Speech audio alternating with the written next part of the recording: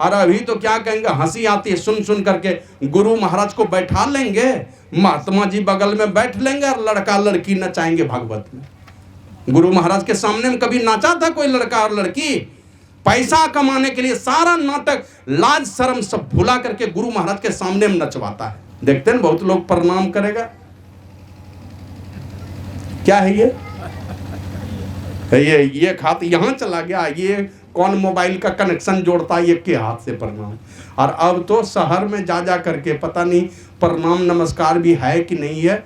अब तो जानते हैं ना, घुटना पर प्रणाम होता है, इस तरह से उलट के घुटना पर या ठेवना पर। और आप पता कर लीजिए, मनुष्य शरीर में सारे देवी देवताओं का वासा है ना, घुटना पर कौन देवता का वास होता है जानते हैं?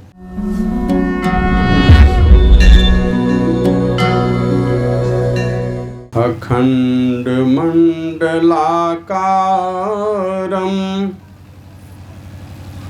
व्याप्तं येन चराचरं तत्पदं दर्शितं येन तस्मै श्री गुरुवे नमः। अज्ञानतिमिरान्धस्य ज्ञानाञ्जनशलाकया चक्षुरुन्मीलितं येन तस्मै श्री गुरुवे नमः। मंगलमूर्ति सद्गुरु मिलवै सर्वाधार, मंगलमय मंगल करनो बिनवो बारंबार। जयति जयति श्री सद्गुरु जोड़ी पानी युगपद धरो, चूक से रक्षा कीजिए बार बार विनती करो। जय जय जय सद्गुरु सुखद ज्ञान संपूर्ण अंग सम, कृपा दृष्टि करे हेरिए हरिय युक्ति बेढंग मम। श्री सद्गुरु महाराज की जय।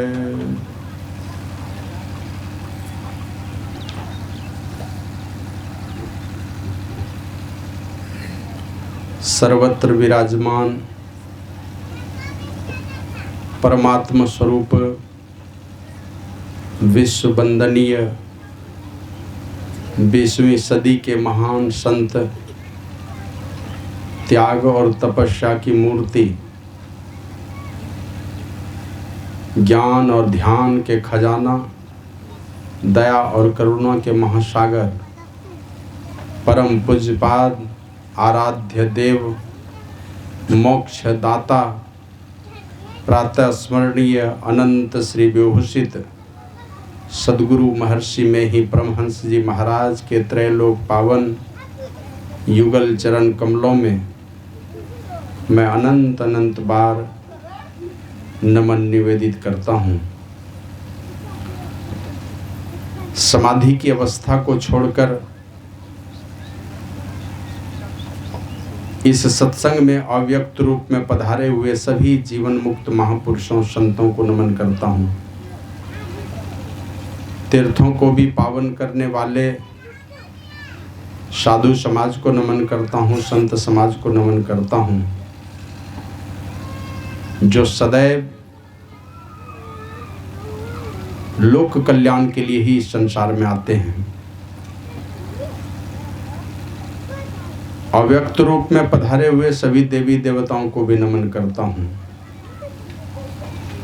उपस्थित सत्संग प्रेमी सदात्माओं, भक्तिमती माताओं, धर्मशिला देवी स्वरूपा सती साध्वी बहनों, सभी जवान दोस्तों और छोटे छोटे बच्चों को भी मैं, जो भी सत्संग में उपस्थित हैं, सबों को मैं बहुत बहुत बार नमन करता हूँ, क्योंकि आप सब लोग बहुत सौभाग्यशाली हैं और इसीलिए आप बैठे हैं संतों के ज्ञान गंगा में गोता लगाकर अपना भावी जीवन सफल बनाने के लिए। मैं उन दिव्य आत्माओं को भी नमन करता हूँ।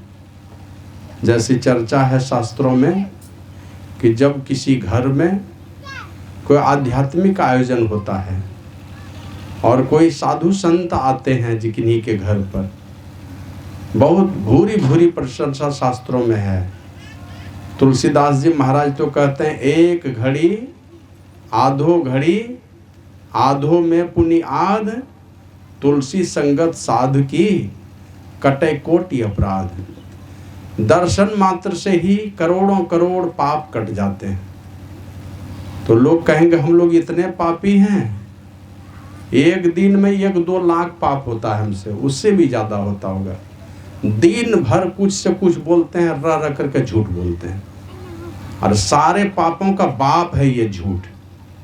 जो जितना बोलेंगे उतना ज़्यादा झूठ बोलेंगे, जो जितना कम बोलते हैं उससे बचते हैं, और जाने अनजाने तो कितना पाप होता है पता नहीं है। तो लाखों लाख करोड़ों करोड़ पाप साधु संतों के दर्शन से कट जाते हैं। सूरदास जी महाराज कहते हैं, जा दिन संत पाहुने आवत, जिस दिन संत आ जाए पहुना बन करके, अतिथि बन करके, परिणाम क्या होगा? कहते हैं, तीर्थ कोट अनहान करे फल दर्शन ते ही पावत। करोड़ों तीर्थों में स्नान करने का फल एक साथ मिलेगा अगर कोई संत पुरुष आते हैं। इतना महात्मा है साधु संतों का। और इसीलिए रामचरितमानस में भी आया है, साधु चरित शुभ सरिस कपासु, निरस विशद गुण में फल जासु। रुई को मुंह में लीजिए, कैसा लगेगा स्वाद? कुछ नहीं है, नीरस है, कोई रस नहीं है उसमें। तो रुई तब तो कोई काम का चीज नहीं है। रुई अगर नहीं, यही रुई कपास के चलते हमारे भारत देश ने दुनिया के देशों का लाज बचाया है, कपड़ा पहनने सिखाया है। तो है तो नीरस, लेकिन सदैव ये कपास क्या होता है, रुई सदैव लोगों का इज्जत ढकने वाला होता है। उसी प्रकार साधु संत हो सकता है कि स्वभाव में कड़वे हों, लेकिन उनका फटकार भी आपका भला ही करने वाला है, बुरा नहीं करेगा कभी, है ना। जितनी दवाएं हैं लगभग जड़ मूल से अगर बीमारी को खत्म करने वाली कोई दवा है तो सब दवा है कड़वी। अब मीठी मीठी दवा क्या है, थोड़े देर तक रोग को छिपा करके रखेगा, जो एलोपैथ की दवा है।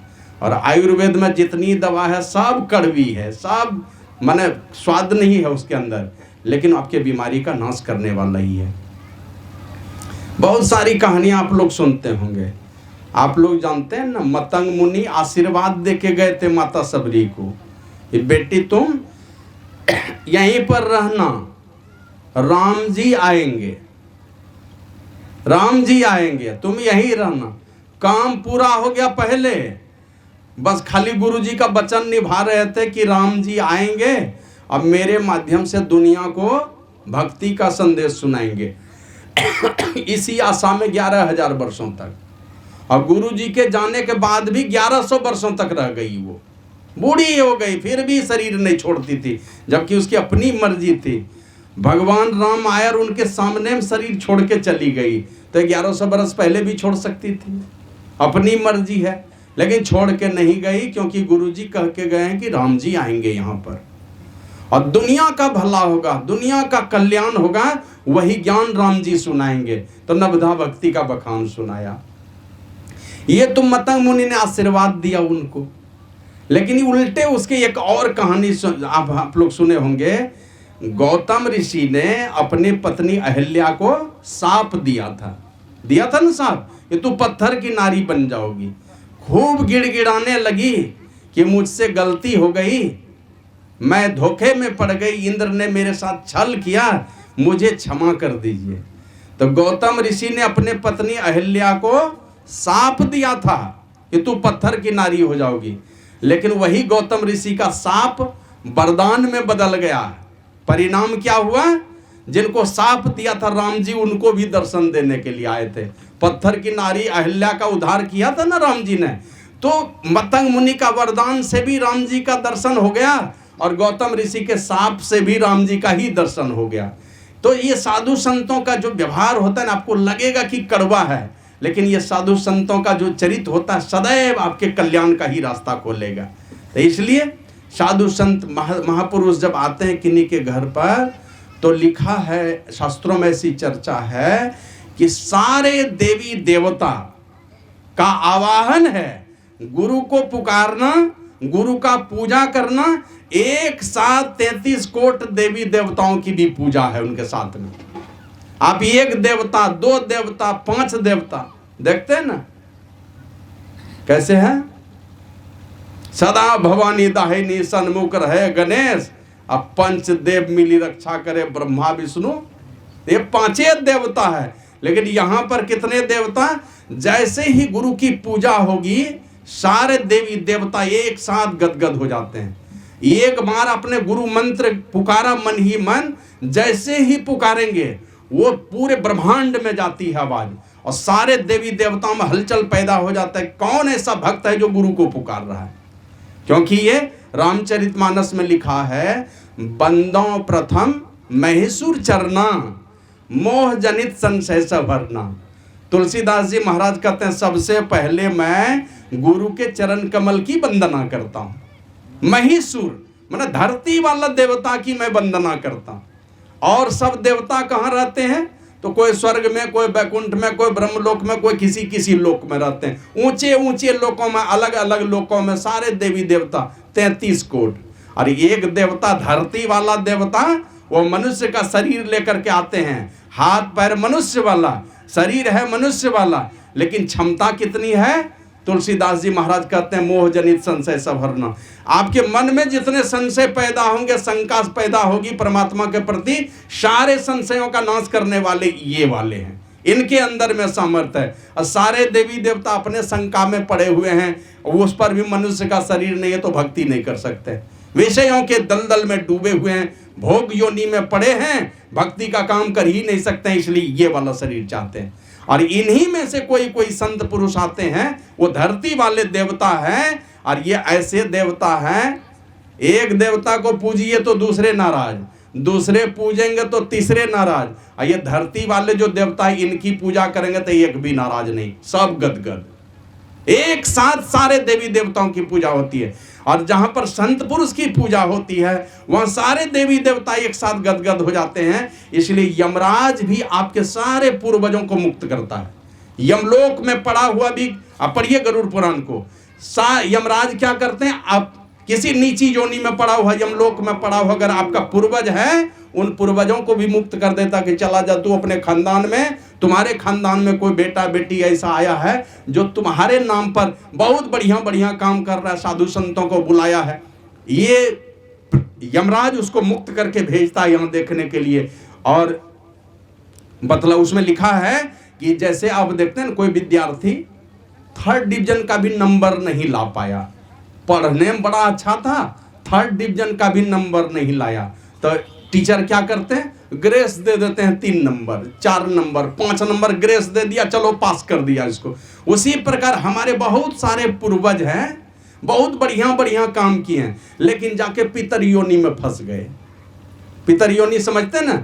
रेलवे स्टेशन पर जाते हैं, जब गाड़ी नहीं पकड़ते हैं तो कहाँ जाके बैठते हैं? वेटिंग रूम में, है ना? जहाँ की गाड़ी आएगी समय पर तो गाड़ी पर बैठ जाते हैं। उसी तरह ये पितर योनि है, वेटिंग रूम। कुछ पॉइंट घट रहा है, वो मनुष्य योनि पा नहीं रहा है। और ये सब जब उनके नाम पर ये सब खानदान में कोई बेटा बेटी कोई शुभ कर्म कर देता है तो उसको ग्रेस मिल जाता है और फिर मनुष्य योनि में चला जाता है। तो इसलिए ये जो काम है सारे देवी देवताओं के साथ एक ही साथ अपने सारे पूर्वजों के कल्याण का काम है ये सत्संग। चाहे गृह प्रवेश पर कर लो, कि बेटा बेटी के जन्म पर कर लो, कि मृत्यु पर कर लो। ऐसा नहीं है कि एक आदमी के नाम पर कर रहे हैं तो वही खुश होगा। हमारे जितने पूर्वज हैं सब एक साथ खुश हो जाते हैं, सब आशीर्वाद देता है, सबकी कृपा बरसने लगती है। हमारे जो भी पूर्वज गए वो भी आशीर्वाद देता है कि कौन ऐसा माई का लाल है, मेरे खानदान में कोई भक्त बन करके आया है और द्वार पर ऐसे महापुरुष को बुलाया है जिनकी वंदना सारे देवी देवता करते हैं, वो गदगद हो जाते हैं। तो ये बड़ा ही नेकी का काम है। गृह प्रवेश के अवसर पर सत्संग का ये आयोजन है। लेकिन जो हमने पाठ करवाया, जानबूझ करके पाठ करवाया, उसको इस विषय में भी हम चर्चा करेंगे। सब लोग बैठिएगा ध्यान से, और अभी 1-1.5 घंटे हम हिलने वाले नहीं हैं। आप लोग थकिएगा, हम नहीं थकते हैं। अभी बैठिए, एकदम मनोयोग पूर्वक सुनिए सब लोग। भगवान श्री राम के विषय में आप लोग जानते हैं कि 14 वर्ष के लिए वनवास गए थे। उस वही प्रसंग हमने सुनाया, रामचरितमानस का पाठ करवा के गए।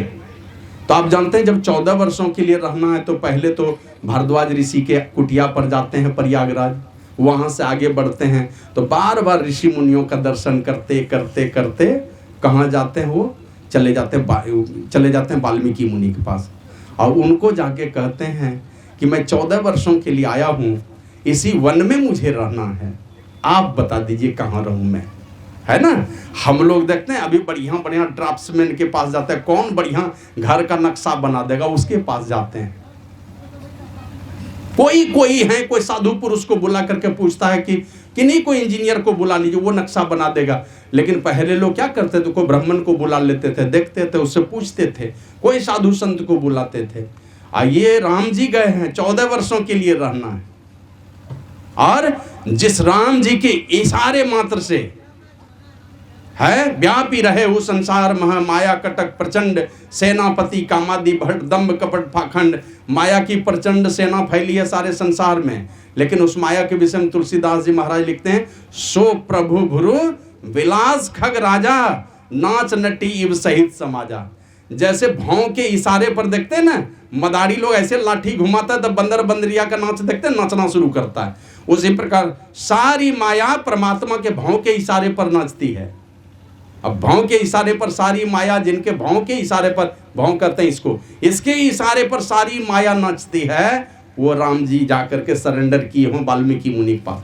खोजते खोजते पता कर लिया, असली साधु अगर कोई है जिनके ऊपर गुरु की कृपा और पुरुषार्थ इनका, इन दोनों के चलते इस महानता को हासिल किया है, तो उन्हीं से जाके पूछते हैं कि मैं कहाँ रहूं, आप बता दीजिए। जबकि राम जी को खुद ही पता, कहीं झोपड़ी बना लेते, जब सारे लोगों पर राज करने वाला रावण को मार सकते हैं तो उनको नहीं पता है जंगल में कहाँ रहना चाहिए। लेकिन जाके पूछते हैं कि जिस जगह पर हम रहेंगे ये जगह मेरे अनुकूल है कि नहीं है, ये पूछने के लिए जाते हैं वाल्मीकि मुनि के पास। और वाल्मीकि मुनि से पूछते हैं मैं कहाँ रहूं। बातें तो बहुत आई, लेकिन वो सीधे सीधे कहते हैं, पूछे मोही की रहूं कहाँ, मैं पूछत सकुचाऊं, जान हो तुम देहु कहीं तुम ही दिखावा उठाऊं। हे राम जी, तुम मुझसे पूछते हो मैं कहाँ रहूं, मुझे तो संकोच होता है ये पूछने में। राम जी आप ही बता दीजिए, आप कहाँ नहीं हैं, पूरे ब्रह्मांड में कहाँ पर नहीं है, वो जगह बता दीजिए तो मैं आपको रहने का घर बता दूंगा। माने स्वरूप से वो राम सब जगह हैं। हमारे गुरु महाराज लिखे हैं, मेहंदी में लाली, घी दूध में फूल में वास समान हो राम राम, सब में व्यापक सब ते न्यारा, सब घट एक ही राम हो राम राम। जय जय राम जय जय राम जय जय राम कहो जय जय राम। जर्रे जर्रे में कण कण में जैसे मेहंदी के हर पत्ते में लाली है, जैसे दूध के हर बूंद में घी है, और फूल के एक एक पंखुड़ी में जिस प्रकार खुशबू है, उसी प्रकार जर्रे जर्रे में वो परमात्मा वो राम समाये हुए हैं, सब जगह रमन कर रहे हैं, इसीलिए तो राम है वो। तो ये कहते हैं तुम कहाँ नहीं हो, ये सारी बातें हुई, और कहते हैं अरे ये तो तुमने मनुष्य का शरीर संतों का काम करने के लिए और देवताओं को सुख देने के लिए तुमने मनुष्य का शरीर धरा है, तुम ये तो हो नहीं। हो क्या? कहते राम स्वरूप तुम्हार वचन अगोचर, बुद्धि पर अविगत अकथ अपार, नेति नेति नित्रिगम का। हे राम जी, तुम्हारा जो वास्तविक स्वरूप है वचन के परे है, इंद्रियों के पकड़ में नहीं आने वाला है, बुद्धि के परे है, अपार है, जिसका पार नहीं पाया जा सकता है। और वेदों ने तो अंत नहीं ऐसा कहा है तुम्हारे स्वरूप के विषय। फिर भी तुम संतों को सुख देने के लिए और देवताओं का काम करने के लिए इस दुनिया में आए हो, तो मैं तुमको रहने का जगह बतलाता हूँ। वाल्मीकि मुनि बता रहे हैं राम जी को रहने का जगह, जिनके इशारे पर सारा संसार नाचता, सारे संसार बनते हैं, और उन्हीं को बता रहे हैं वाल्मीकि मुनि रहने का घर। तो उनको नहीं बता रहे हैं, आपको और हमको बता रहे हैं। ये परमात्मा कहाँ पर मिलेंगे? हैं तो सब जगह। जैसे गाय के पूरे शरीर में दूध है, लेकिन मिलता कहाँ पर है? पेट से निकालना चाहेंगे निकलेगा दूध? जैसे छुरा मार देंगे, चाकू चला देंगे तो खून ही खून निकलेगा, दूध नहीं निकलेगा। दूध का स्थान है। उसी प्रकार वो परमात्मा है सब जगह। कहाँ पर वास करते हैं, कहाँ पर रहते हैं, माने कहाँ पर प्रकट हो जाते हैं परमात्मा, यही बात वाल्मीकि मुनि प्रभु राम जी के माध्यम से दुनिया के लोगों को बताए हैं। और वही बातें आई, जिनके श्रवण समुद्र समाना, कथा तुम्हारी सुभग सरी नाना, भर ही निरंतर हो ही न पूरे, तिनके ही तुम कह गिरी रूरे। हे राम जी, उस भक्त का हृदय तुम्हारे लिए सुंदर घर है, उस भक्त का हृदय है तुम्हारे लिए सुंदर घर। नहीं बोला कि ये हलधर पंडित का, अरे महादेव पंडित का 3 मंजिला मकान होगा वहां रहना। कहां बताया? ये भी नहीं बताया किसी झोपड़ी में जाकर के रह जाना। कहा कि ऐसा कोई भक्त है दुनिया में, ऐसा कोई भक्त जिसके कान हो समुद्र की तरह। और समुद्र कैसा होता है जानते हैं ना? दिन रात अनेकों नदियां भरती है, समुद्र कभी भरता नहीं है। समुद्र कभी मना भी नहीं करता है कि ए नदी अब तुम आना नहीं, नहीं तो बाढ़ आ जाएगी। समुद्र मना भी नहीं करता, दिन रात नदियां भर रही है, समुद्र कभी नहीं भरता है। वाल्मीकि मुनि कहते, हे राम जी, जिनके कान हो समुद्र के तरह, और भक्त का कान तुम्हारी कथा रूप अनेकों नदियां दिन रात भरती रहे, क्रम नहीं टूटे, हरदम जैसे समुद्र को भरती उसी तरह तुम्हारी कथा रूप अनेकों नदियां दिन रात भरती रहे। उस भक्त के हृदय में जाकर के डेरा डालो तुम। कथा तुम्हारी सुबह सरी नाना, तुम्हारी कथा रूप अनेकों नदियां भक्त के कान को भरती रहे, और तुम्हारा कान कभी नहीं भरे उस भक्त का। ऐसे भक्त का हृदय तुम्हारे लिए सुंदर घर है। मन जिनको परमात्मा की कथा प्यारी लगती है, कभी मन नहीं करेगा चलो ये नहीं जाएंगे कहीं। आप लोग जानते हैं, इसी धरती पर एक जिस खानदान में भगवान श्री राम आए हैं, उसी खानदान में एक राजा आए थे, महाराजा पृथु। और वो पृथु बड़े ही धर्मात्मा राजा, और उन्हीं के नाम पर इस धरती का नाम पृथ्वी पड़ा है। महाराजा पृथु के चलते बड़े ही धर्मात्मा राजा थे। एक बार तपस्या करने के लिए गए, भगवान नारायण के दर्शन हो गए, 4 भुजा वाला भगवान का दर्शन हो गया उनको। वो भगवान वो पूछते हैं, राजन बोलो क्या चाहिए तुमको? बड़ी अजीब बात है। बाबा कबीर तो कहते हैं, क्या मांगो कछु थिर न रहा है, कुछ स्थिर रहने वाला नहीं है। आइए महाराजा पृथु से भगवान पूछते हैं तुमको क्या चाहिए? तो कहा कि भगवान हमको अगर आप देना ही चाहते हैं तो 10,000 कान दे दीजिए। कहिए कान क्या करोगे 10,000? 2 ही कान से तो लोग देखते हैं दिन भर निंदा सुनते रहता है दूसरे का। जितना चुगलखोरी वाली बात है ना, ज्यादा मन लगता है सुनने में। धर्म की बात सुनने में मन नहीं लगेगा। अगल बगल में देखिए निंदा शिकायत होते रहे ना, तो शायद दिन भर में निंदे करते रहेगा। कहा कि हमको 10,000 कान दे दीजिए। क्या करोगे? बोला कि भगवान हमने सुना है, जो आपके लीला कथामृत का जितना देर तक पान करता रहता है ना, उतना देर तक उसके हृदय में कोई विकार घर ही नहीं करता है, कोई विकार नहीं रहता, बहुत दूर भाग जाता है। 10,000 कान दे दीजिएगा, दिन रात आपकी लीला कथामृत का पान करते रहेंगे, कोई विकार मेरे हृदय में नहीं आएगा। मरने के समय भी हम आपकी कथा ही सुनते रहेंगे और हमारी अच्छी गति हो जाएगी। ये महाराजा पृथु ने कहा। तो उसी तरह वाल्मीकि मुनि कहते हैं प्रभु श्री राम को कि भगवान अगर आप रहना चाहते हैं तो उस भक्त का हृदय आपके लिए सुंदर घर है, आपकी पत्नी, आपके भाई और आपके लिए उस भक्त का हृदय सुंदर घर है, जिसका कान हो समुद्र के तरह, दिन रात आपकी कथा रूप नदियां भरती रहे, कान कभी भरे नहीं। तो ऐसा है कोई संसार में? सुनाते रहेंगे 5 घंटा तो सुनिएगा, आप भी नहीं सुनिएगा और हम सुना भी नहीं पाएंगे। लेकिन तब तो ये बात झूठी हो जाएगी। वाल्मीकि मुनि कह रहे हैं दिन रात भरती रहे जैसे समुद्र भरता रहता है, तो हमारे समुद्र को नदियां भरती रहती हैं। तो हमारे गुरु महाराज ने उसका स्पष्टीकरण दिया ये साधना करके बाहर की कथा में क्रम टूटेगा, सुनाने वाले भी लगातार नहीं सुना पाएंगे और सुनने वाले भी लगातार नहीं सुन पाएंगे, क्रम टूट जाएगा। लेकिन साधन करके जब अंतर यात्रा होती है, किसी की शुरुआत होती है, साधना के पथ पर जब ऊंची चढ़ाई होती है, ब्रह्मांड में प्रवेश करता है, तो अंतर में क्या सुनता है? गुरु महाराज लिखते हैं, ज्योति बिंदु ध्रुव तार इंदु लखी लाल भानु झलकी बजत विविध विध अनहद सोरा। 5 मंडलों की अंदर में अनहद शोर बजते हैं, अंदर में बहुत सारी आवाज होती है। जब ब्रह्मांड में साधक प्रवेश करता है तो शुरू में क्या देखता है?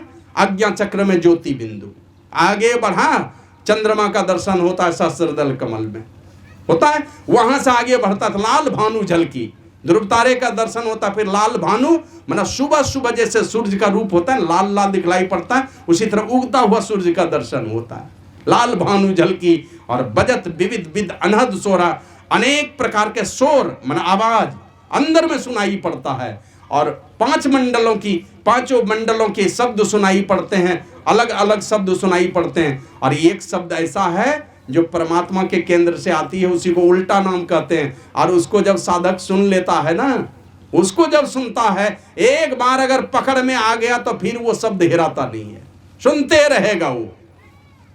और अंदर के शब्द को जब साधक सुनता है, अंदर का सारा नजारा दूर दूर तक कहाँ क्या हो रहा है सब कुछ वो जानने लगता है, वो सर्वज्ञ हो जाता है। तो अंतर के शब्द को, सार शब्द को सुनना दूर सुनने में कारण है, कुछ भी सुनेगा। और एक बिंदुता का साधन करके जब बिंदु दर्शन होता है, ये दूर दर्शन का कारण हो जाता है, कहीं का भी कुछ देखेगा, कहीं का भी कुछ सुनेगा।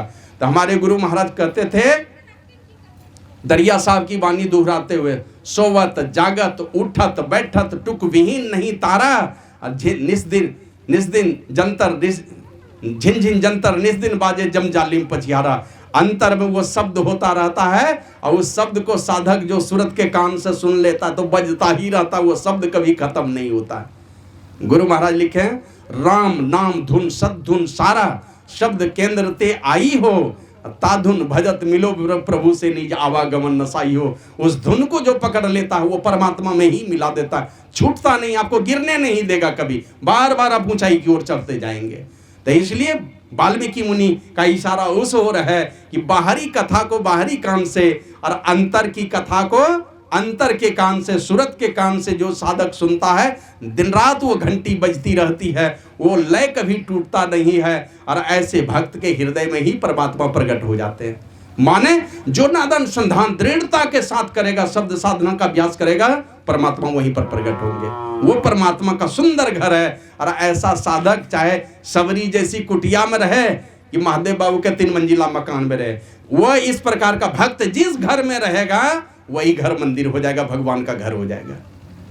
फिर आगे वाल्मीकि मुनि कहते हैं, लोचन चातक जिन करी राखे, रहे दरस जलधर अभिलाखे, निद्रहि सरित सिंधु सर भारी, रूप बिंदु जल होई सुखारी, तिनके हृदय सदन सुखदायक, बसु बंधु सिय सह रघुनायक।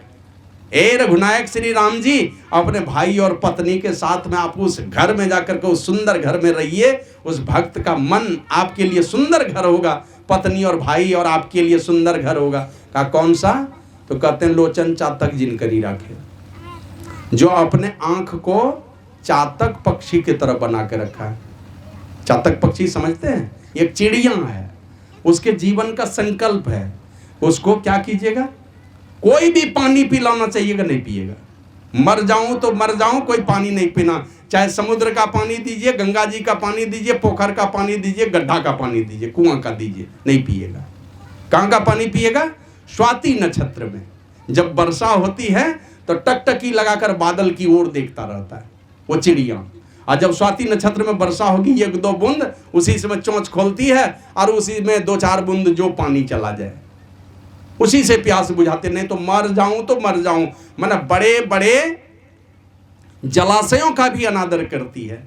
वाल्मीकि मुनि कहते, हे राम जी, इस प्रकार चातक की भांति दृष्टि बना करके, जो जैसे चातक पक्षी टकटकी लगा करके देखता रहता है बादल को, चंद्रमा के बीच में उस बादल को देखता है, और उस बादल के बीच से जब वर्षा होती है स्वाति नक्षत्र में तो वही पान करता है, उसी प्रकार कोई साधक ऐसा है जो अपने दृष्टि को चातक पक्षी की तरह बना के रखा है और तुम्हारे बिंदु रूप छवि को टकटकी लगा करके देखता रहता है।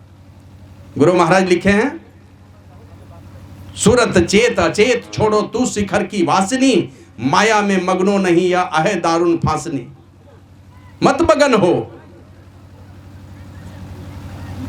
फिर आगे कहते हैं, आषाढ़ तमति गाढ़ में नीचे पड़ी रही सूरती, उद्धार कर निज गुरु दयाले हेर प्रभु बिंदु मूर्ति। प्रभु के बिंदु मूर्ति को हेरते रहो, ये गुरु महाराज जी कहें। तो प्रभु के बिंदु रूप मूर्ति को, जैसे देखते हैं शिवलिंग में हाथ पैर है, शिवलिंग में होता हाथ पैर, भगवान नहीं है वो, मानते हैं ना। हाथ पैर नहीं है लेकिन भगवान है। शालिग्राम में हाथ पैर होता है? नहीं होता है, भगवान है ना वो, बिना हाथ पैर का। गुरु महाराज इस ज्योतिर्मय बिंदु को क्या कहते थे? जब बिंदु दर्शन होता है इसको ज्योतिर्मय शालिग्राम कहते थे। कैसा शालिग्राम है? ज्योति से भरा हुआ का। दोनों दृष्टि धारे जब टकटकी लगाकर, गुरु के युक्ति से टकटकी लगाकर साधक देखता है तो देखते देखते दोनों दृष्टि धारे जैसे मिलती है। बाबा साहिब स्वामी जी महाराज कहते हैं, गुरु जुगति से ताकू गगन में तब झलके एक तारा रे, और वह तारा गुरुदेव बतावे ज्योति महल का द्वारा रे। ज्योति महल के द्वार पर पहुंचते हैं, उस एक तारे का दर्शन होता है, बिंदु दर्शन होता है। जब दोनों दृष्टि धारें गुरु की युक्ति से सिमट जाती है, आज्ञा चक्र में केंद्रित होगी, चमचमाता हुआ प्रकाश में बिंदु प्राप्त होगा। ये प्रभु की छवि है, बिंदु रूप छवि है, सबसे छोटा रूप है परमात्मा का। जैसे हम लोग कलम का नोक रखते हैं, यहीं से कोई भी रूप बनाना चाहते हैं, जहां नोक रखे उसी को बिंदु कहते हैं। लंबाई चौड़ाई मोटाई कुछ नहीं है, बिंदु कहते हैं उसी को। माने सारे रूपों का बीज क्या है? बिंदु है। और ऐसे बिंदु को देख टकटकी लगाकर जो चातक पक्षी की तरह देखता रहता है, वाल्मीकि मुनि कहते हैं ऐसे भक्त का हृदय आपकी पत्नी, आपके भाई और आपके लिए सुंदर घर है। मन ऐसा भक्त अगर कोई है, उसी के हृदय में परमात्मा दर्शन देते हैं, उसी के घर में मन रूपी मंदिर में परमात्मा प्रकट हो जाते हैं। आगे फिर कहते हैं वाल्मीकि मुनि, जस तुम्हार मानस विमल हंस ने जी हा जासु, मुक्ता हल गुण गंचु नहीं राम बसौ हिय तासु। हे राम जी, तुम उसके हृदय में जाके बस जाओ, मानो उस हृदय में भगवान का दर्शन होता है।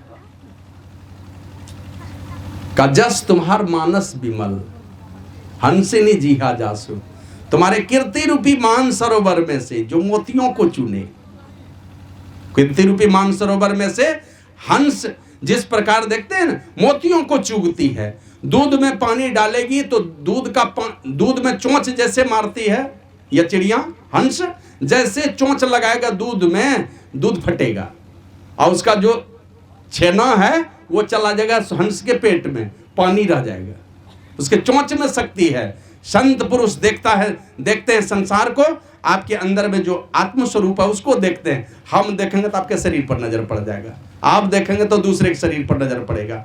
तो उसी प्रकार कि जिस प्रकार हंस जो है मोतियों को चुगती है, उसी प्रकार कोई साधक ऐसा है जो तुम्हारे कीर्ति का अपने जिह्वा से चुन चुन करके बखान करती है।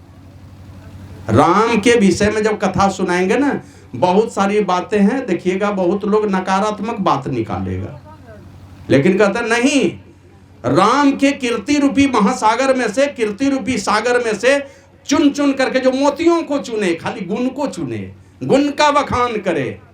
और मनुष्य सुलभ दुर्बलता को देखेंगे तो आप देखते हैं ना, घर में दादा पोता जब दोनों एक दूसरे की उंगली पकड़ करके चलते हैं तो दोनों का गप देखते हैं ना, टॉफी का कुरकुरे का गप चलता है दोनों का, लगेगा दोनों दोस्त रहे।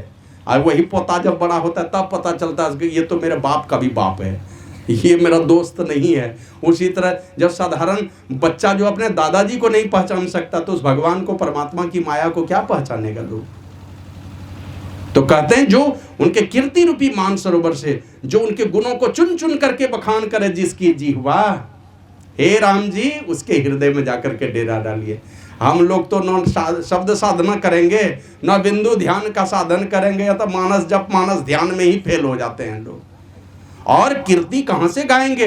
अंदर में कुछ देखेंगे, कुछ नजारा, तब तो गुणगान होता है। कुछ देखते ही नहीं है तो जो भी गुणगान भी करते हैं तो मिलावटी गुणगान है, प्रेम वाला गुणगान नहीं है, वो प्रेम वाला नहीं है गुणगान। तो चुन चुन करके जिसकी जिह्वा परमात्मा के गुणों का गायन करे, हे राम जी आप उसके हृदय में अपने पत्नी और भाई के साथ प्रकट होइए। मन जो इस जिह्वा से परमात्मा के गुणों का गायन करे, उनके कीर्ति का बखान करे दूसरे के पास बैठ बैठ करके। और देखते हैं बैठ बैठ करके क्या करता है, खाली दूसरे का निंदा शिकायत, ये साधु वैसा है तो वो सत्संगी वैसा है। एक दो गांव में गए, बाबा क्या बोलेंगे, सत्संग करा, हरकट बेईमान है, सब पैसा खा गया। उनका तब तो तुम्हारा क्या घटा? अच्छा खा गया, तुम्हारा घटा कुछ? अरे सत्संग में तो ईमानदारी का, चोरी का, ठगी का, बहुत तरह का पैसा था। सब ईमानदारी का पैसा थोड़े वहां पत्थर तोड़ तोड़ करके लाके मेहनत मजदूरी करके देता है। 2 नंबर वाला भी पैसा आता है तो 1 नंबर वाला खर्चा हो जाता है, 2 नंबर वाला 2 नंबर में चला जाता है, जाने दो उसको। श्री सद्गुरु महाराज की जय। फिर आगे बढ़ करके कहते हैं वाल्मीकि मुनि कि अगर हे राम जी तुम्हारे गुणों को अपने जिह्वा से चुन चुन करके, जैसे हंस जो है मोतियों को चुगती है, उसी तरह तुम्हारे गुणों का गान करे, गुणों का बखान करे। अगर ऐसा कोई है संसार में, हे राम जी तुम उसके हृदय में जाकर के बस जाओ। माने ऐसे भक्त के हृदय में परमात्मा बस जाते हैं, ऐसे भक्त के हृदय में परमात्मा प्रकट हो जाते हैं, उन्हीं के हृदय में दर्शन होता है। इससे भी आगे और भी बहुत सारी बातें वाल्मीकि मुनि कहें। प्रभु प्रसाद सुचि सुभग सुवासा, हे राम जी जिनकी नासिका प्रभु के प्रसाद को, तुम्हारे प्रसाद को आदर से ग्रहण करे, नासिका ग्रहण करे प्रभु के प्रसाद को। आइए नासिका क्या ग्रहण करना चाहती है? पाया मनुष्य का शरीर, जानवर के मांस का गंध, वो अच्छा लगेगा लोगों को। प्रभु के प्रसाद का गंध मिले हमको, ये नहीं है मैंने घरे में उल्टा पुल्टा खाना बनता वही गंध लेने में उसको अच्छा लगता है। लेकिन कहते हैं जिसकी नासिका तुम्हारे प्रसाद को आदर सहित जिसको ग्रहण करे और तुम ही निवेदित भोजन करई। हे राम जी तुमको निवेदित करके जो भोजन ग्रहण करता है, निवेदित समझ रहे ना, अर्पित करके, भगवान को अर्पित करके भोजन करते हैं कोई? श्री सद्गुरु महाराज की जय। सब कुछ करते हैं, यही सब में ढील है लोगों के घर में, कोई नहीं करते हैं। 100 में एक आध कहीं मिल जाए तो मिल जाए कि भगवान को चढ़ा लेंगे, है ना। हमारे यहाँ एक थे ना, वो दास बाबू, बीरन बाबू, चाय भी पीते थे तो ठाकुर जी को चढ़ा लेते थे, तब चाय पीते थे। हमारे यहाँ एकदम दरिद्र की तरह कुछ भी बनाया चढ़ाया, भगवान को भोग लगाया कि नहीं लगाया, खाओ सब। तो कहते हैं तुम ही निवेदित भोजन करही और प्रभु प्रसाद पट भूषण धरही। हे राम जी तुमको अर्पित करके भोजन करता है। और पट और भूषण कैसा पहनता है? पट मना होता है कपड़ा, और भूषण मना होता है श्रृंगार, आभूषण जिसको कहते हैं। कपड़ा और श्रृंगार, कौन नहीं सजना चाहता है? कौन बढ़िया कपड़ा, कौन बढ़िया श्रृंगार नहीं करना चाहता है? वाल्मीकि मुनि कहते राम जी को, जो कपड़ा पहने तो प्रभु का प्रसाद समझ करके, और आभूषण पहने, श्रृंगार पहने, जेवर जेवरात पहने, अपने को सजाए, वो भी तुम्हारा प्रसाद समझ करके। अब कपड़ा पहनते हैं और आभूषण पहनते हैं, क्या समझ करके? ये परमात्मा का प्रसाद है, परमात्मा का प्रसाद है। पहनते हैं कोई? अगर परमात्मा का प्रसाद है कपड़ा, तो फिर खड़े खड़े पेशाब क्यों करते हैं? उस कपड़े में तो पड़ेगा। खाना बना रही, प्रभु को हमें अर्पित करना है, गए लघु शंका करने, माँ बहन गई, पानी भी नहीं ली, पेशाब का 1-2 बूंद 10 बूंद कपड़े में पड़ गया, उसी शरीर से भोजन बना रही है। वो प्रसाद कहां से बनेगा? तो प्रभु प्रसाद पट भूषण धरई और चरण राम तीरथ जल चली जाई, करनित करई राम पद पूजा। चरण सदैव हे राम जी तुम्हारे तीर्थों में जाए, उस तीर्थ में जाए हमारे चरण, जहां परमात्मा का दर्शन हो, परमात्मा के भक्ति का भाव पैदा हो। ऐसे जगह हम अपने चरण को ले जाइए जहां जाने से परमात्मा के भक्ति का भाव पैदा हो जाए। ऐसे जगह मत ले जाइए कि हमारा मन और भटक जाए। और अभी तो क्या कहेंगे, हंसी आती है सुन सुन करके, गुरु महाराज को बैठा लेंगे, महात्मा जी बगल में बैठ लेंगे और लड़का लड़की नचाएंगे भागवत में। गुरु महाराज के सामने में कभी नाचा था कोई लड़का और लड़की? पैसा कमाने के लिए सारा नाटक, लाज शर्म सब भुला करके गुरु महाराज के सामने में नचवाता है। तो इसलिए ये सब जो है ना, बड़ा थोड़ा सोच विचार करना है इन चीजों पर। लड़का लड़की नाचे एक साथ, और वो भी गुरु महाराज जैसे महापुरुष का सिंहासन लगा उनके सामने में नचवाए। कृष्ण भगवान को नचनिया बना के रख दिया लोगों ने। तो इसलिए कहते हैं कि ये जो कपड़े पहनते हैं पवित्र हो, प्रभु प्रसाद पट भूषण धरई, ऐसे कपड़े पहनो, ऐसे आभूषण पहनो, ये प्रभु का प्रसाद है, इसको सात्विक भाव में पहनिए। ऐसे कपड़े पहनिए कि आपके अंदर में सात्विक भाव पैदा हो और इसकी पवित्रता का ख्याल रखिए। जैसे तैसे जहां मन तहां मत बैठिए, जहां तहां नहीं बैठना। बस बिना आसनी का अगर बैठना है, गुरु महाराज के सामने में जाइए, बड़े साधु संत के सामने में जाइए, आसनी लगा करके अगर बैठते हैं तो ये उनका सम्मान नहीं हुआ। बड़े लोगों के सामने में आसनी नहीं खोजना, छोटे लोगों के सामने में आसनी लेकर के बैठ लीजिए। ध्यान करने बैठते हैं तो आसनी लेकर बैठिए। बड़े महापुरुष के पास जाते हैं, बस बैठ गए। श्री सद्गुरु महाराज की जय। तो प्रभु प्रसाद पट भूषण धरई, तुम ही निवेदित भोजन करई, तुमको निवेदित करके भोजन करे और परमात्मा का प्रसाद समझ करके कपड़ा और श्रृंगार पहने। प्रभु का प्रसाद है ये। और फिर कहते हैं वाल्मीकि मुनि, शीस नवही सुर द्विज, सुर गुरु द्विज देखी, माथा झुकाए कहां कहां, देवता को देख करके। कभी अपमान का भाव नहीं, देवता को देख करके माथा झुकाना है। और किनको देख करके, कहा कि गुरु को देख करके। अगर गुरु हैं हमारे, चाहे जिस तरह के गुरु हैं हमारे, हमें नमन करना है उनको। कोई भी गुरु है, कुछ भी अगर सिखाया तो नमन करना है। तो शीस न वही सुर गुरु द्विज देखी, देवता को देख करके कभी भी अपमान का भाव नहीं है। हम लोग गुरु के चरणों में नमन करते हैं। लोग कहेगा ये लोग देवी देवता को नहीं मानता है। आप मानते हैं? हमारे यहाँ पलारपुर से आता है लड़का लोग, सब आदिवासी लड़का, सब सरस्वती पूजा करता है। हर साल लगता है 1500, 1700, 1800, 2000 इतना तक का प्रसाद हम भिजवा देते हैं। भिजवा दिए।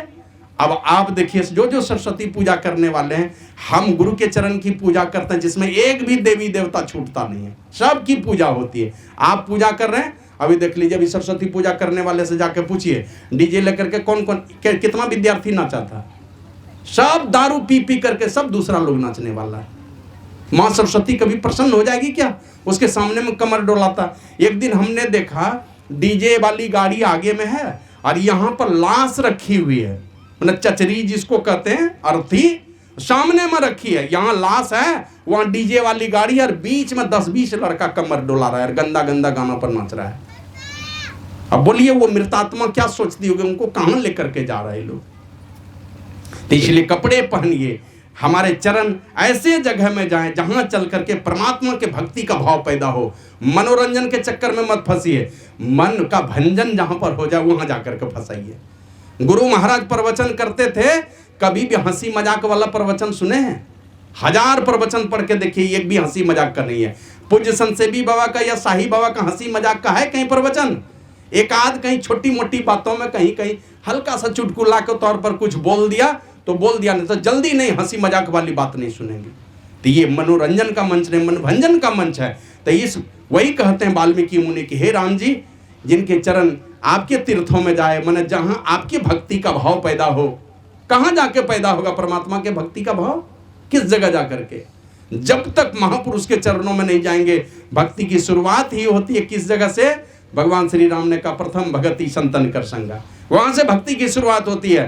साधु संतों के पास जाएंगे, आपके मन में अगर उल्टे पुल्टे कलमस भी है ना, उसको धो देगा। कोई शंका है तो सारे शंका का समाधान करेगा।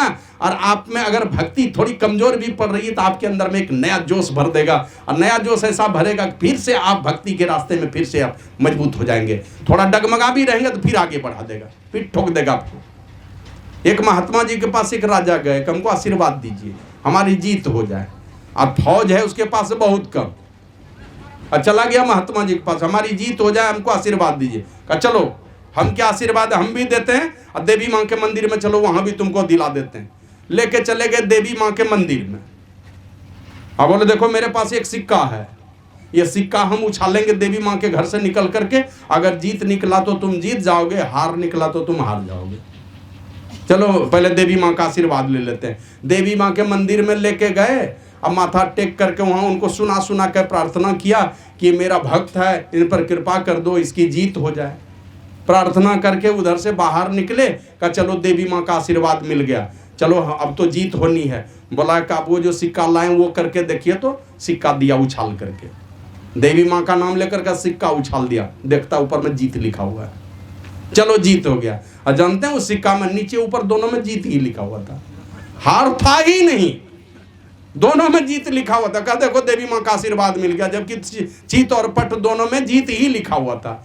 तो उसके अंदर के जोश को जगाया, जीत हो गई उसकी।